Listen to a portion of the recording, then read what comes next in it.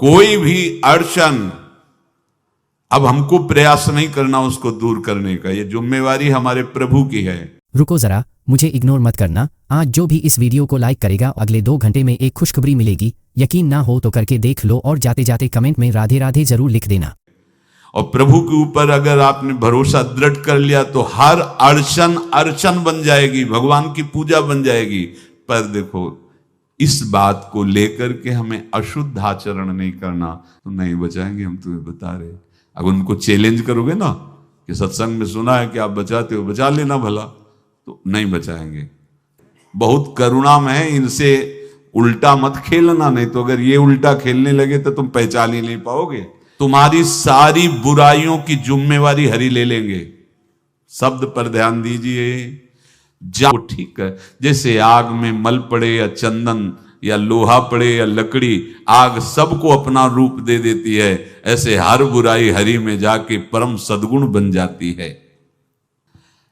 हम अपने आप को जितना अच्छा और बड़ा बनाने की कोशिश करेंगे उतना ही हमारा प्रयत्न हमको नीचा गिरा देगा। इस तरह सब जग विमल कीरति साधु संगति नाटर है। इतने महान बन जाओगे कि विश्व आत्मा भगवान जब हृदय से लगा लिए तो जा पर कृपा राम की हुई, ता पर कृपा करे सब कोई।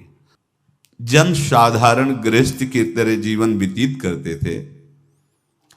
एक दिन उनको सत्संग सुनने को मिला।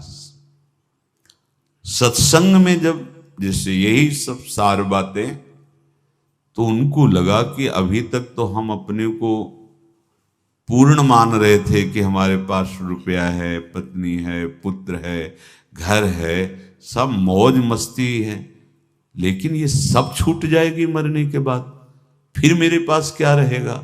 सत्संग यही अंदर आपके विवेक डालता है। बड़ा पश्चाताप उनके हृदय में हुआ। ये है कृपा। प्रभु कोई साधन भजन नहीं जानता, अभी तक तो गृहस्थी के भोगों में और भोगों के संग्रह में मुझे ऐसा लगता रहा कि मैं पूर्ण हूं। चिंतन गाढ़ होने लगा प्रभु का।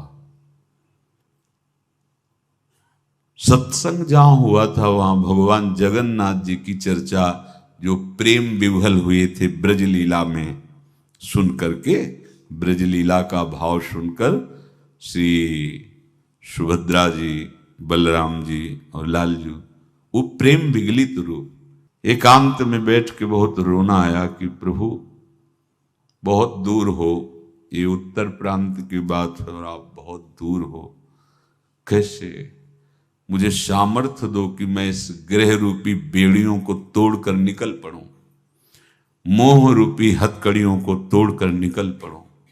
ऐसा ही हुआ। जब कोई सच्ची चाह हृदय में प्रकट कर लेता है तो मंजिल दूर नहीं लगती, चाहे जितना दूर हो। कुछ अर्थ लिया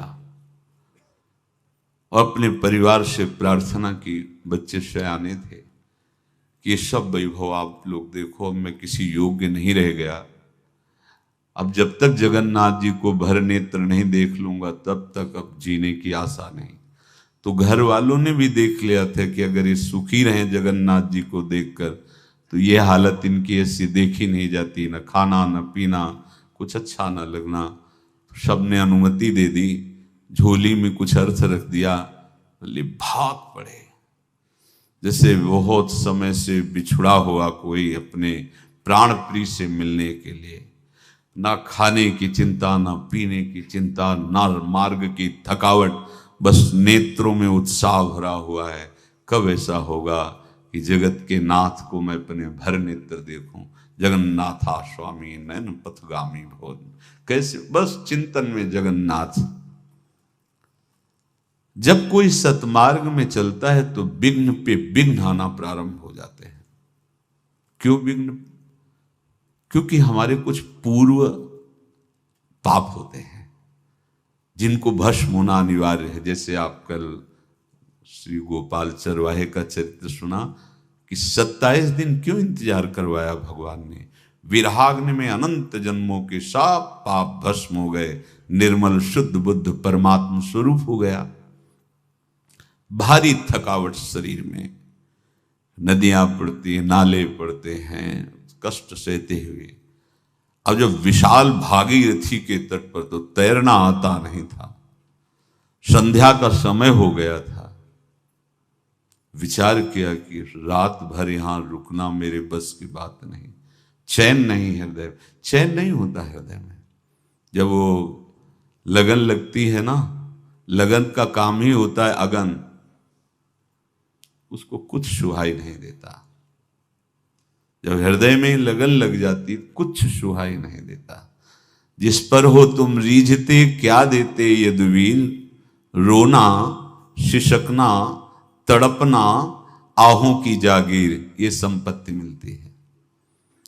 रोने लगे, प्रभु आप तो बहुत समुद्र पार करने वाले हैं, इस गंगा नदी को कैसे हम पार कर पाए, और हम रुकेंगे नहीं। अब चाहे प्राण चले